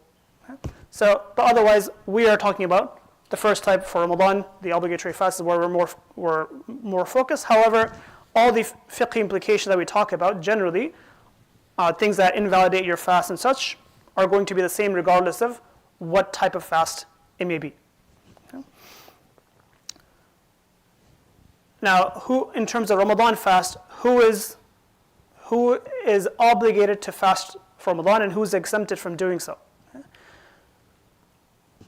So the obligation is on anyone who is sane, adult. Okay, adult here meaning that they have reached puberty. Anybody healthy, meaning healthy enough to fast.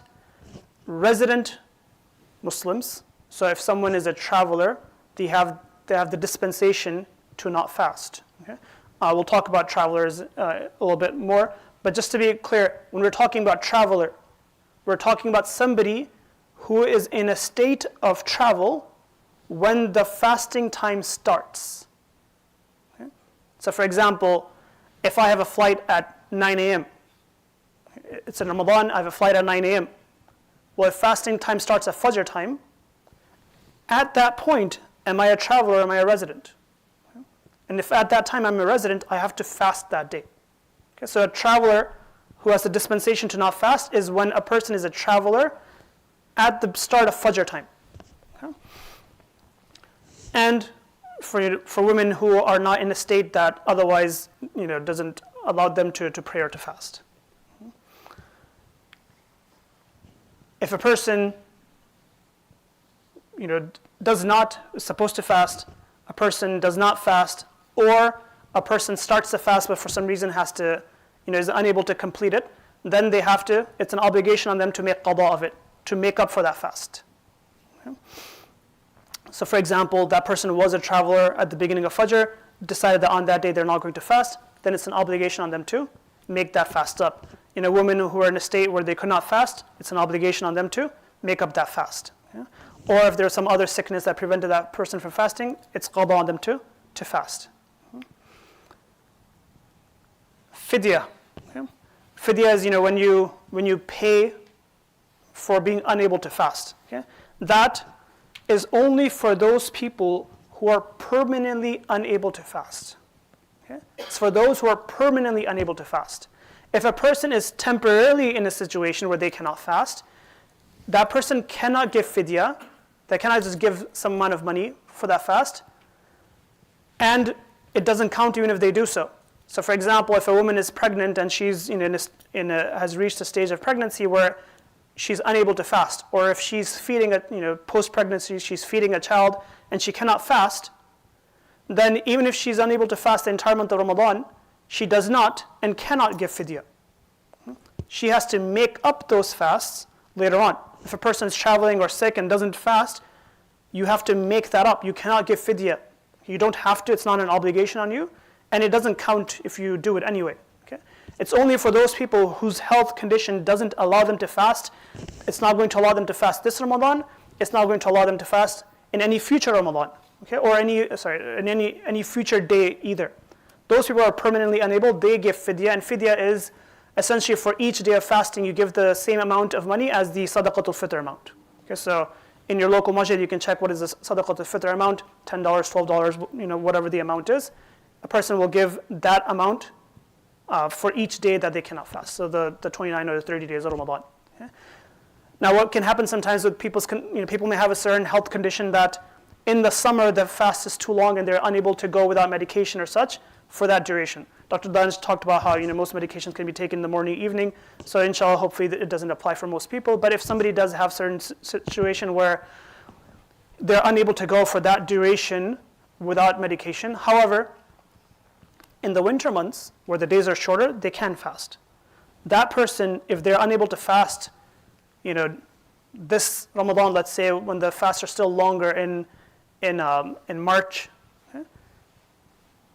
If they're not fasting then, they will have to make it up in the winter time when the fasts are shorter if they're able to do so. So fidya is only for those people who cannot do qada. If a person can do qada, they have to do qada later on. They cannot give fidya. Okay. And then lastly, in terms of intention, depending on the type of fast we're talking about, for Ramadan fasts, a person can make intention up to midday. When we say midday, we mean between the start of Fajr and Maghrib, halfway point in that point. Okay, so midday isn't 12 p.m. noon. Okay, depending on place, time of the year, and so on. 12 p.m. noon isn't necessarily midday. Midday we're talking about is start of Fajr to start of when Maghrib starts, halfway point. A person for Ramadan fast in Ramadan can decide to make an intention for fasting up to that point. So the reason here would be if a person wakes up and they're feeling really sick, they're not sure if they'll be able to fast or not. Instead of making the intention to fast then and then having to break it an hour later, a person can say, let me just see if I'm going to feel a little better, if I can fast or not. And if they do, then they can make the intention, but up to midday. Okay? For other types of fasts, like nafil fasts, it's the same thing. The person can make an intention up to midday. For the makeup fasts, okay, so the qada fast of Ramadan, a person missed a Ramadan fast, now they have to make it up. For makeup fast, a person will have to make the intention prior to the entrance of Fajr. Okay? The principle here generally, nafil fast you can make the intention up to midday. Otherwise, the principle is, if a day is already appointed for fasting, if a day is already set that this is a day of fasting for them, then you can make the intention up to midday. So in Ramadan, for example, tomorrow is the 13th of Ramadan. It's a day of fasting. The day is already set. So now you can make you can make the intention up to midday. But for those fasts where the day isn't set as a day of fasting, so a person needs to make qada of Ramadan. Okay?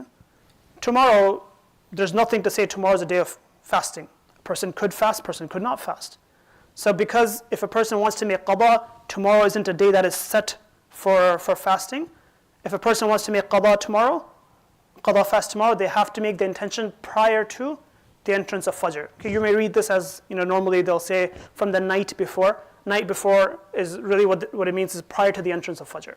Okay, so a person sometimes will say, before I went to bed, I forgot to make the intention. It doesn't matter. It's as long as it's before the entrance of Fajr time. But for Ramadan fasts in Ramadan, you can do it up to midday. The makeup fast of Ramadan has to be done from before the time starts. Okay. Now, suhoor and iftar. Okay. Glad Dr. Danish talked about this a bit. Just between suhoor and, what is it? The word, is it suhoor or is it sahur? Suhoor or sahur? How many say it's suhoor? Suhoor?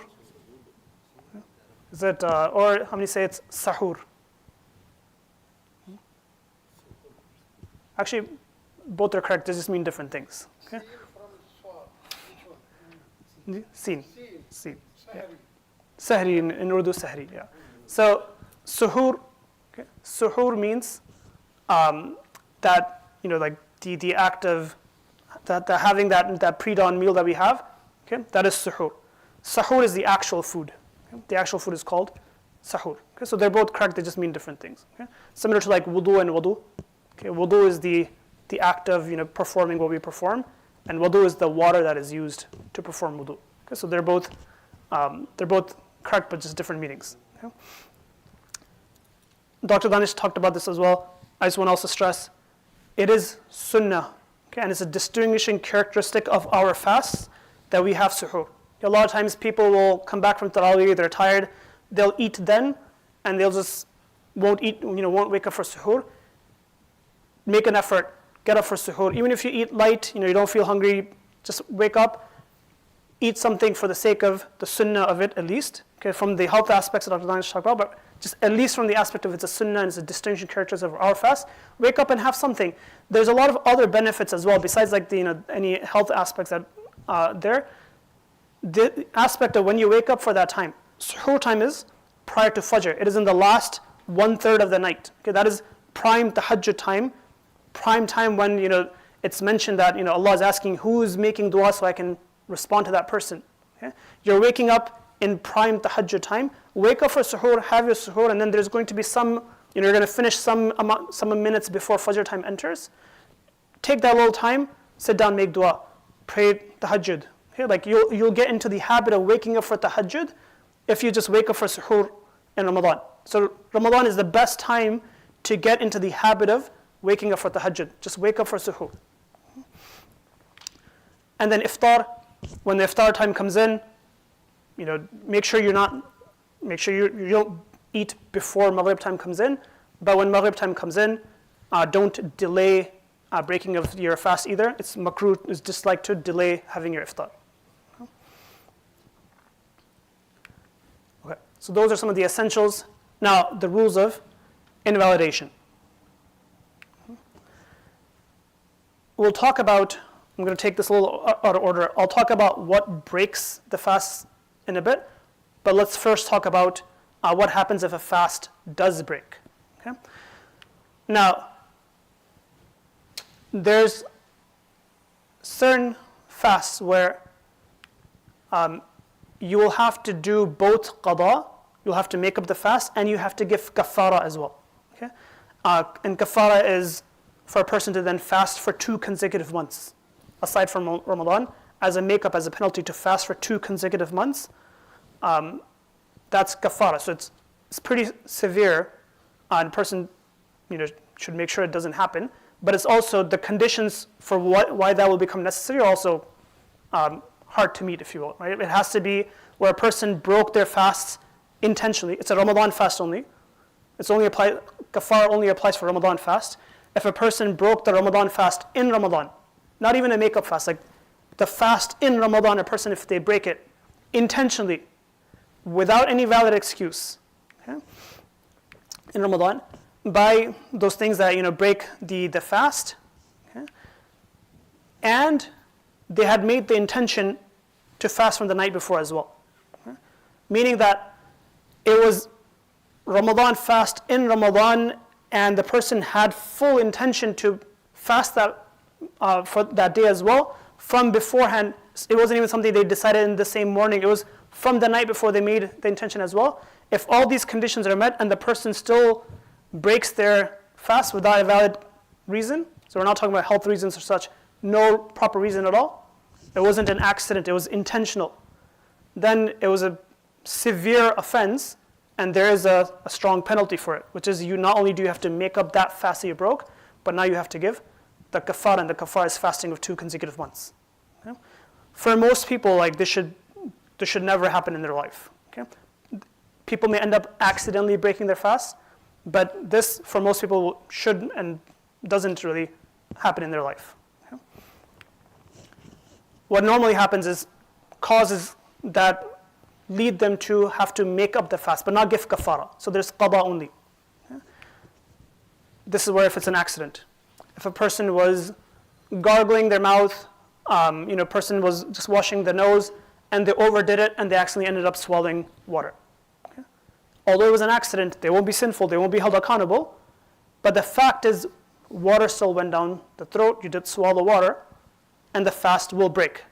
You will have to make up that fast, but there's no kafara for that. Okay? Coercion, if somebody, were forced it to happen, alhamdulillah for us, this isn't the case, but we do hear of stories, in China and other places where this is forced upon people to make sure that they break their fast or that they're not fasting to begin with. Alhamdulillah, it doesn't apply for most of us. Okay? If there's some medical excuse, okay? Dr. Danish talked about certain symptoms, signs that allude to the person may have to break their fast. If that does end up happening, it was with a valid reason, and the fast will break, the person will have to make it up, but there's no penalty for that. Okay? Now, there's certain things that are disliked when fasting. Okay? From a fiqh perspective, arguments and there's spiritual aspects of it, but from a fiqh perspective, okay, it's disliked to taste something without swallowing. Okay? If a person swallowed it, then obviously the fast breaks. but to put it in your mouth and then spit it out. Okay, that's tasting, but it's not swallowing. Okay, that's still disliked. Or to otherwise unnecessarily expose oneself to potentially, breaking their fast. Okay, just unnecessary risks with their fast. Okay, these are disliked in fasting. I'll give you an example of where both of these would apply. And this is a common question that people will ask: is, can I brush my teeth with toothpaste while fasting? Okay? If a person puts toothpaste in their mouth, okay, you are tasting something. Although even if you don't, let's assume you're not swallowing. If you swallow the toothpaste, you're brushing and accidentally end up swallowing, it'll break your fast. Okay? But even if you don't swallow, because you're still tasting, that toothpaste, it's still disliked, okay? And you are unnecessarily exposing yourself to potentially invalidating your fast, because while you may be trying to be particular about making sure you brush and spit out and don't swallow anything, it is entirely possible that you may end up accidentally swallowing something, and that will break your fast. Okay? So brush your teeth. I'm not saying don't brush your teeth. Brush your teeth, but brush your teeth before Fajr time enters. Okay? And then while you're fasting, then use miswak. Right? We know of the hadith that the smell that emanates from the stomach of the fasting person is beloved to Allah subhanahu wa ta'ala. That natural smell that is emanating from the empty stomach, it's not because of improper hygiene. Okay, like using a miswak is still recommended. It's still sunnah. Now, things that are not disliked, okay? Anything that's an act of forgetfulness. So, Allah subhanahu wa ta'ala, amongst His blessing on the ummah is that He doesn't hold us accountable for things that were done out of forgetfulness. Okay? So if a person drank the entire glass of water, ate a full meal, not even just a bite, but they forgot that they were fasting, okay, they're not sinful, and it doesn't break your fast either. Okay? If something's done accidentally, it will break the fast. Something is done forgetfully, it will not break the fast either. The hadith mentioned, the Prophet mentioned that, إِنَّمَا أَطْعَمَكَ اللَّهُ وَأَسْقَاكَ, that Allah subhanahu wa ta'ala has fed you, Allah subhanahu wa ta'ala has given you a drink. Right? You did it while you forgot you were fasting, it does not affect your fast. Okay? Cupping or drawing of blood. So if a person needs to, take a blood test, if a person, blood sugar level or testing, or they have a medical, appointment, a doctor's appointment, they have to give blood. These things aren't going to. These are fine. Now, if a person is worried about giving too much blood where they're going to feel weakness, it will affect their fast, then they shouldn't do it. But otherwise, just extracting of blood from the body isn't something that is disliked in fast, nor does it affect your fast. Okay? Using a miswak is not disliked. It is actually sunnah to use a miswak while fasting. Okay? General rinsing of your mouth, your nose, as you do in wudu, as you have to do in ghusl. Okay? These are not disliked. Person has to do these things, especially in ghusl. Okay, ghusl isn't complete unless the nose, you put water into the nose, like the soft part of the nose, and that you rinse your mouth. However, a person should be careful when you're doing this while fasting. Okay, so don't exaggerate, don't do heavy gargling of the mouth or such. Don't expose yourself to breaking your fast. But just general rinsing in a safe manner is fine. Okay. Likewise, bathing. Okay, bathing is fine. Showering, even if it's hot water, there's steam. That's not going to. Just the general steam that's going to come from your taking a hot shower is not going to affect your fast. Okay? And finally, uninduced vomiting. Okay? So a person just was feeling unwell and they threw up. Okay? That is not going to break your fast. Okay? The vomiting that's going to break the fast is if it's induced vomiting, person induced the vomiting, and it's a mouthful. That will break the fast. Okay? But uninduced, person was not feeling well, so they ended up throwing up. That does not affect the fast. Okay? Most people's fast are affected due to vomiting because they think their fast broke, so then they go and drink something afterward. Okay? It's not the throwing up, the vomiting that actually broke their fast. It's because they went and then they drank something thinking their fast broke. Okay? So just natural, if a person's not feeling well and they end up throwing up, that is not going to affect the fast. It will not affect the fast. Okay. Now, last section on, okay, so what actually then breaks the fast? Okay. I'm going to explain this in principles because it'll make it easier to apply. Okay? And I always prefer to give principles. Look, if I give you a list of 10 different things that will break your fast, you'll know these 10 things will break your fast. And a 10 list of things that don't break your fast, you'll know these 10 things don't break your fast. Okay? But if I give you a principle to help determine what breaks your fast, then you can take that principle and understand 100 different things of whether they break or don't break their fast. Okay? So we'll go through the principles. Okay? The first here is, for your fast to break, normally something will have to enter via an orifice. Okay? And those orifices are your mouth, okay, your nose, okay, the rear private part, and in some cases, the ear if a person's tympanic membrane is perforated. Okay? Generally, if you put something into the ear, it's not going to go into the throat. Okay? But if a person's tympanic membrane is perforated, then it can happen as well. Okay? So that doesn't apply to everybody. It could apply to some people. Most people it shouldn't apply to. But your mouth, your nose, okay, and the rear private part, the back private part, these are orifices where if something enters through there, it can potentially invalidate if they also reach a necessary cavity. And the necessary cavities are the throat, okay, the stomach, or the rectum. Okay? If something enters via one of these orifices and it's reaching one of these cavities, then the fast will break. Okay? If not, the fast is not going to break. Okay? General principle, like we're not talking about exceptional cases and such, but this is the general principle. Okay? And if you understand this principle, then you can apply to a lot of questions that the frequently asked questions that we're going to get. Okay? So, for each of these, I want you to tell me whether it breaks the fast or it doesn't break the fast. Okay? So, an IV or injection that a person takes. A person has to take a shot while fasting. Does it break the fast? Yes. No. Is it entering via one of the valid orifices that we talked about? The mouth, the nose? Okay. Nope. Okay. It's going via the arm, the leg, the stomach, the belly, depending on what type of shot a person's taking, but it doesn't. Okay. It's not going inside via one of the orifices. Okay. For women, there are certain medical exams that a woman may have to take. Okay, that does not break their fast because the rear part is an orifice, the front part is not. Okay. Nicotine patches. Someone is trying to quit smoking, okay? But it's going to be hard in Ramadan to not smoke. They apply a nicotine patch. Does it break the fast? No. I mean, it may be something to be going into your bloodstream, but is it going via a valid orifice? No.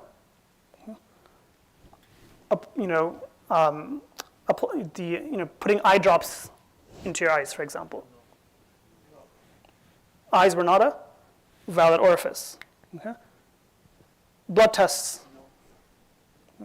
Can a person have blood extracted? Is that going to affect the fast? Now, remember we talked about something going in. This is coming out. Okay? Suppositories. Enemas. Yes, right? Because something is going via the rear part and it's going to reach the necessary cavity. Okay? Inhalers or nebulizers. Yes. When you inhale, right, it goes via the mouth and it does reach the throat. Okay?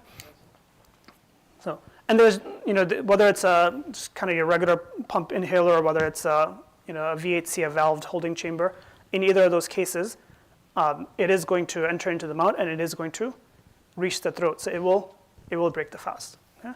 And we can take a lot of other examples in here. I just kind of limited it to a few here. But you see that once you understand this principle, a lot of your questions on does this break the fast and does that break the fast become easy to self-answer. All right. I'll pause there and then we'll shift to Q&A.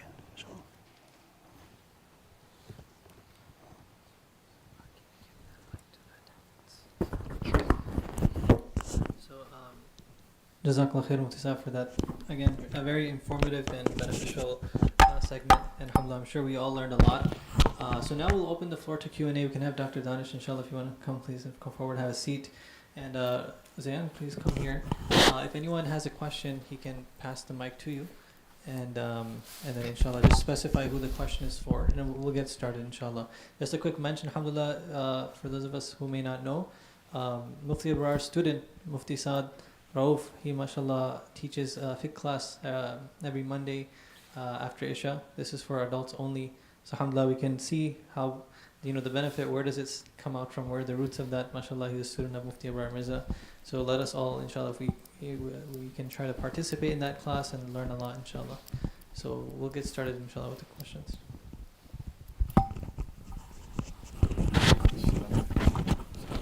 Assalamu alaikum, Mufti Sahab and Dr. Danish.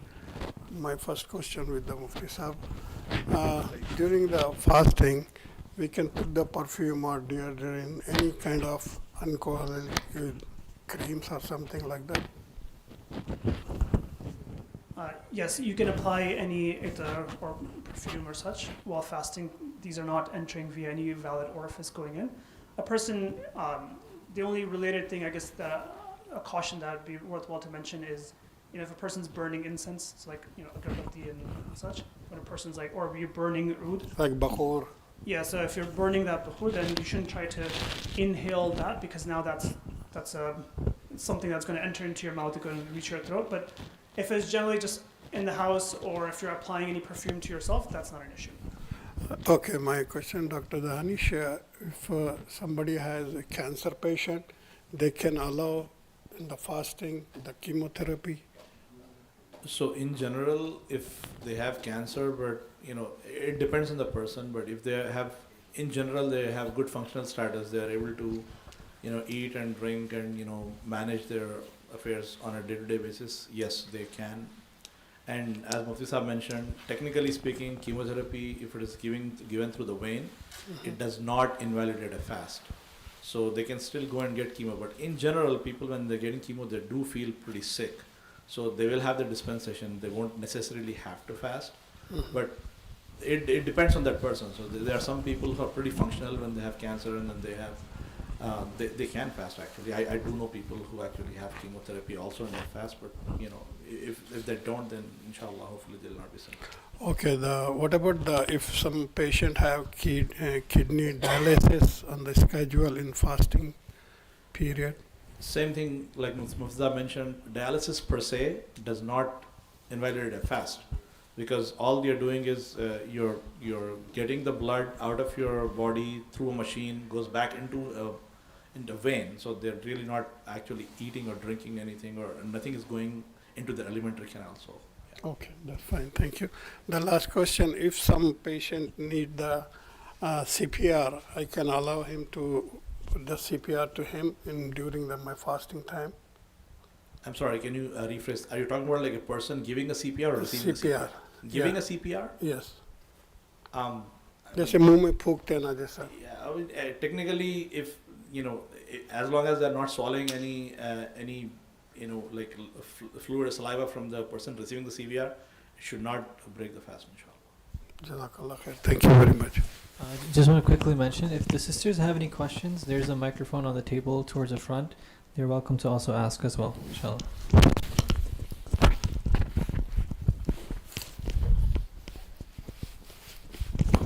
Assalamu alaikum. Jazakallah khairan for the detailed information. In Ramadan, how do you stay productive? Do you have any tips? Because most people drink like 2 or 3 cups of coffee or tea. We're getting less sleep. Even if we try to sleep, we'll get maybe a few hours of sleep. So how do you stay productive? Most people have fixed hours at work or shifts, right?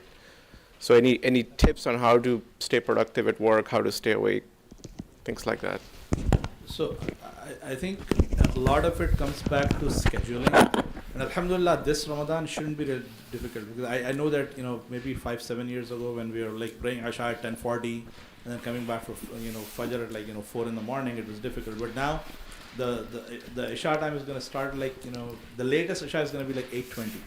So even if we are doing like 1.5 juz of Taraweeh, we should be done by 10:30 tops. So I think the key is going home and sleeping on time, because if we have enough sleep, then we don't feel as tired. And so let's say you sleep at 10:30 and you wake up even at 4:30, it'll still give like a good 45 minutes for tahajjud. We can make dua and then maybe take a short nap after the suhoor.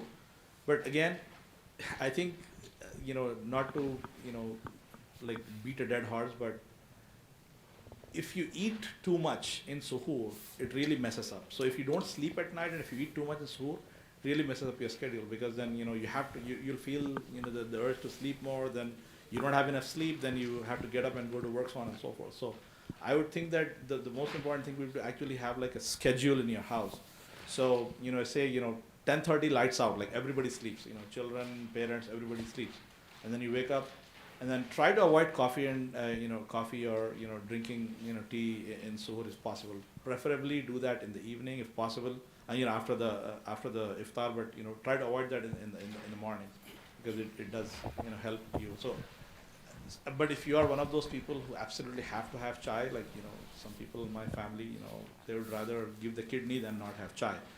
Then yes, but try to have that maybe 45 minutes before suhoor, and then, just if you really need that energy boost, you can do that. But yes, definitely drinking 2 or 3 cups of coffee during the whole night, sitting in like a restaurant, then that's really going to mess up your schedule. So I think a lot of that comes to discipline and scheduling, which is probably the crux of whole thing, that it's supposed to give us some discipline and self restraint. One thing, if I may mention, it's mentioned about the Salaf that they would look forward to and prepare for Ramadan for like months in advance, 6 months in advance, right? And for us, I mean, alhamdulillah, like the fact that we are here listening to a program on Ramadan, this is part of our preparation for Ramadan. But amongst the other avenues or the other ways that a person can prepare for Ramadan is a person says, I'm in the habit of, person, is in the habit of having an afternoon coffee or such. Person says, I won't be able to do this in Ramadan. Like, how do you start to get your body accustomed to a specific type of routine? That doesn't have to be like all of a sudden, like from day one of Ramadan, that you have to start to figure it out. That part of preparation for Ramadan could be, person says, how do I adjust my eating habits? How do I adjust my coffee, times? How do I adjust whatever? So that I can function properly in Ramadan. And Ramadan shouldn't be like this time where I feel lethargic and tired and so on, that I should feel productive and I should be able to get a lot out of it. Assalamu alaikum. I have a question directed towards Mufti Sahib. It's a accidental breakage, brushing the teeth with toothpaste, and accidentally we swallow it, and it invalidates the fasting. In that case, do we need to do the qada only, or qada and the kafara? Because it was swallowed accidentally, it will only be qada. You only have to make it up. There's no penalty for it.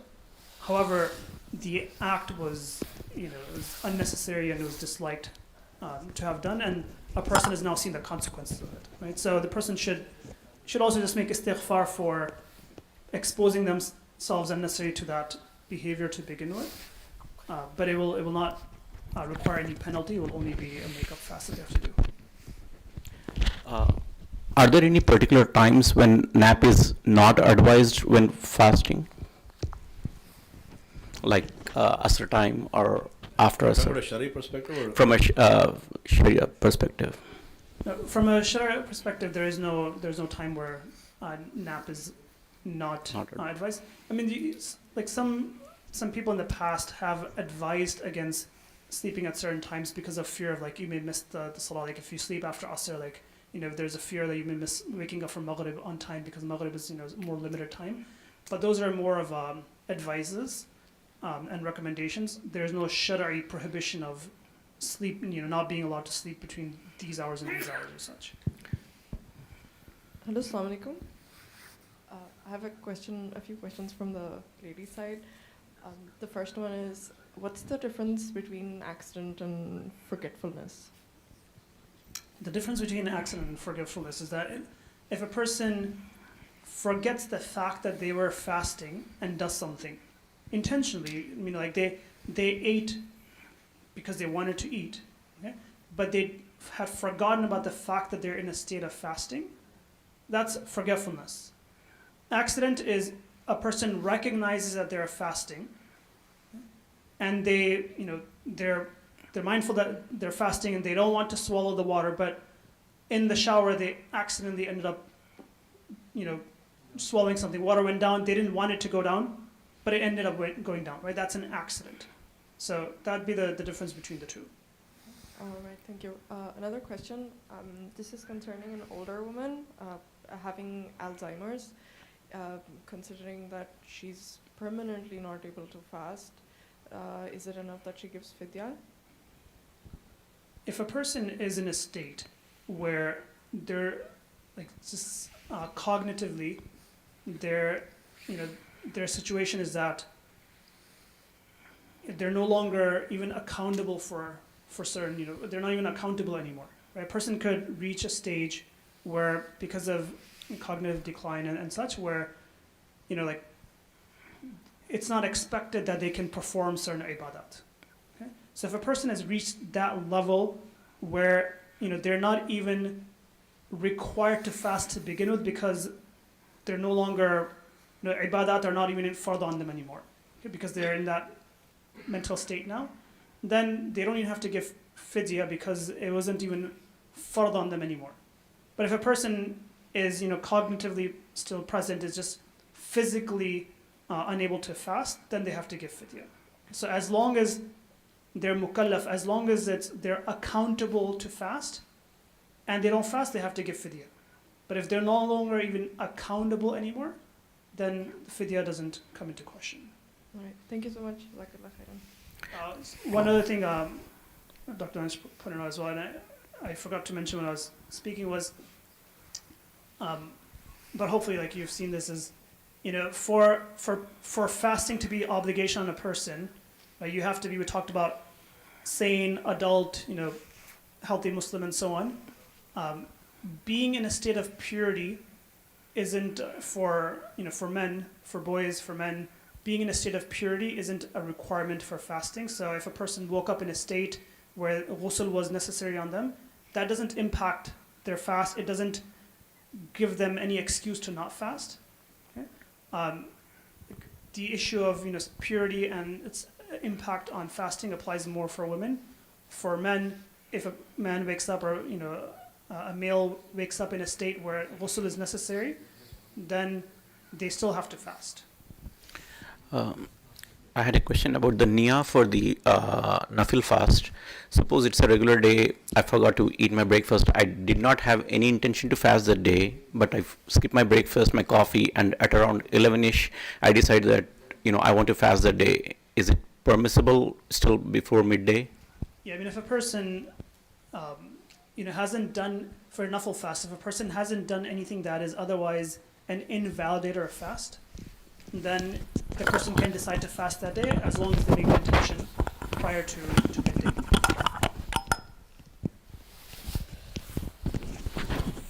Assalamu alaikum. Just a couple of questions. What is the cutoff for to stop eating and drinking after suhoor? I've heard some things about fajr and true fajr. Can you just elaborate on that? So the fasting time starts from the beginning of fajr time. Like whatever is on the calendar or something? Yeah, you know from your calendar, from your app, from whatever, that fajr starts at this time. Okay? So once fajr time enters, fasting has started, so it's no longer permissible to eat. Even if you had food on the plate, even if you had food in the mouth, okay? Once fajr time enters, the rules of fasting have started. So you can eat up to that point. However, you don't want to, if fajr comes in at 5:11, it's 5:10 on the clock and you're still trying to eat because it's technically not 5:11.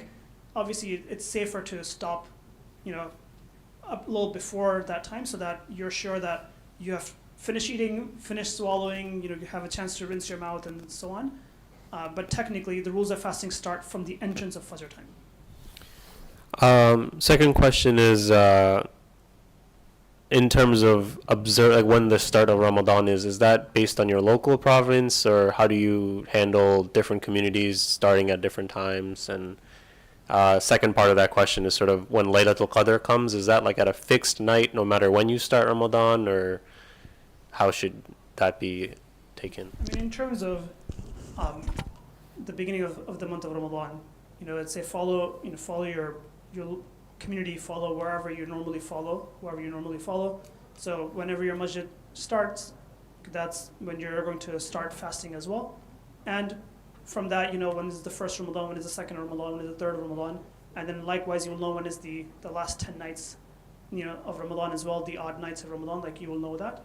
So, we know that there's different ways that people look at the start of Ramadan, and possible that different masjids may end up starting differently. I mean, that's a separate, academic debate and issue that, we don't necessarily have to get into. Like, we just follow whatever our masjid is doing. And the last question is, does the intention have to be made every single day of Ramadan, or can you make the intention for the whole month? You would have intention for each day, but the important thing to note about intention is that intention is in the heart. Okay? It doesn't have to be verbalized. If you verbalize it, that's fine, but the place of intention is in the heart. So when a person wakes up for suhoor, and they're having suhoor, they obviously have the intention that I'm waking up prior to the entrance of Fajr time for suhoor. I'm eating because I'm going to be fasting today, right? They have the intention, even if they haven't verbalized and said, I make the intention of fasting tomorrow or today, whatever the case may be. Even if they haven't said those words, in their heart, right, they have the intention that they're going to be fasting, and that's sufficient. But it should be for each day. And it's a good reminder for themselves as well that Allah has given me, inshallah, another day tomorrow to fast, and I make the intention that I'm going to fast, inshallah, that day. Assalamu alaikum. What about any painkiller injection if a person has to take, or any dental work that he's going to inject it in the mouth and he's going to bleed? Nothing goes down your throat, but does that invalidate any fasting?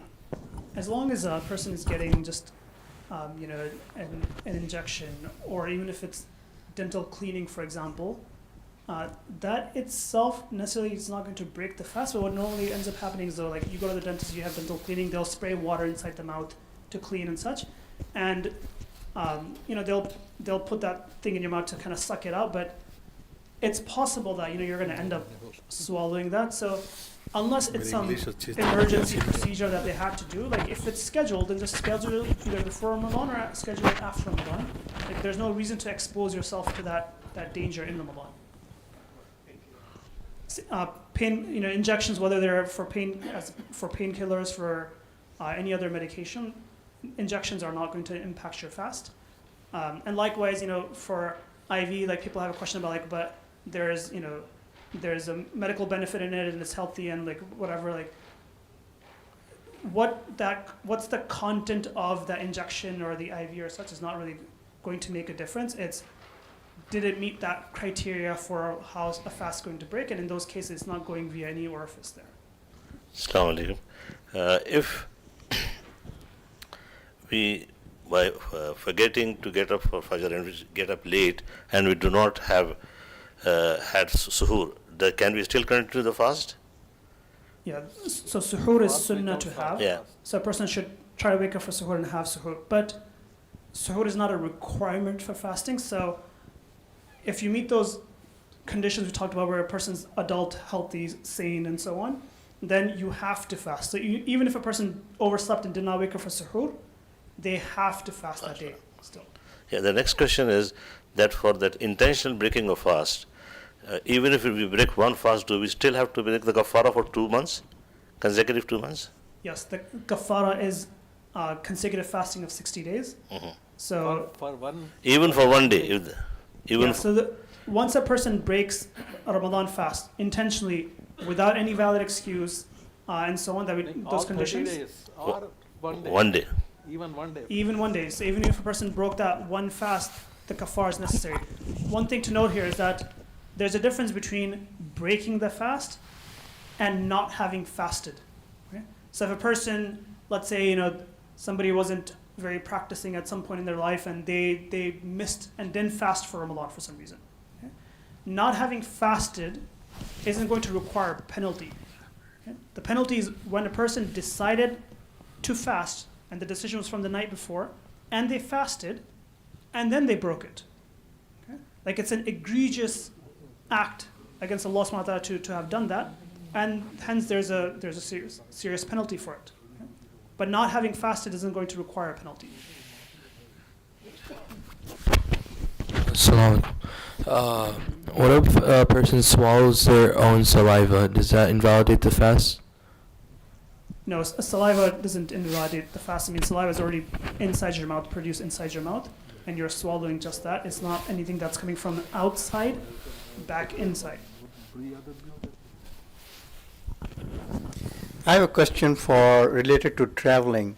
You mentioned that if the travel starts like after Fajr, still you have to fast. So how about if a person decides that, okay, my travel is very exertional, although it will start, say, I have a flight to take at 11, but the place I will reach, it might be after Maghrib. So what is advisable in this case? Shall the person start fasting? Because especially like when you travel from East Coast to West Coast, a long flight, and you don't know how you end up. Yeah, I mean, once Fajr time comes in and a person meets those criteria for fast being fard, so when Fajr time comes in, that person is a resident, they have to fast.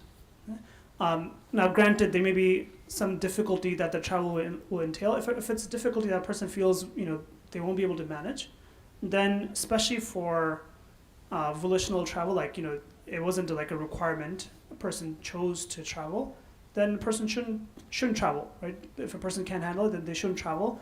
Or the person should try to arrange their travel so that they're traveling in the evening after suhoor, or they're closer to iftar or after iftar, or before suhoor time comes in, or otherwise they become a traveler at the time of Fajr already. So for example, if the flight is at 8 in the morning, let's say before Fajr time comes in, I already go to the airport, so I've already started my travel at that point, then I'm a traveler. That's different. But if a person's resident at that time, then they have to fast. Okay?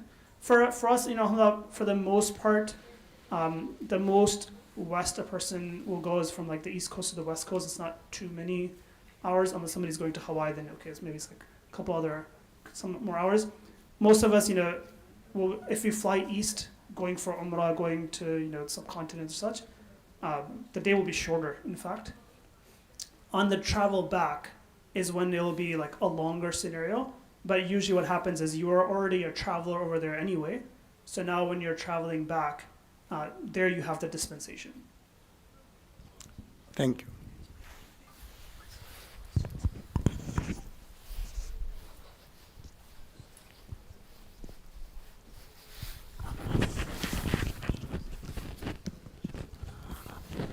All right, inshallah. If anyone has questions for the respected, scholar, Dr. Sub, you can come forward, inshallah, and please ask. We understand people may be very hungry, so we don't want to hold anyone back. If there, for the sisters, towards the back of the hall, food has been placed. Inshallah, you can just, you'll see a bag with food items in it. You can please pick that up. And again, questions are welcome. We just don't want to hold everyone back for that. Jazakumullah khairan. سبحان الله وبحمده سبحانك اللهم وبحمدك اشهد ان لا اله الا انت استغفرك واتوب اليك